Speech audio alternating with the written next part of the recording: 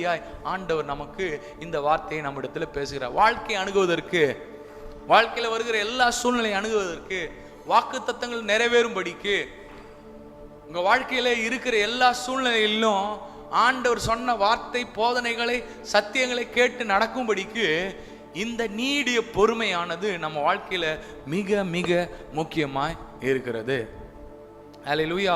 நம்ம ரொம்ப காமா ஆண்டவருடைய சமூகத்துல வெயிட் பண்ணணும். அவருடைய டைமிங், அவருடைய பிளான், அவருடைய சித்தம், அவருடைய நேரத்துக்காக நாம் காத்திருக்க வேண்டும்.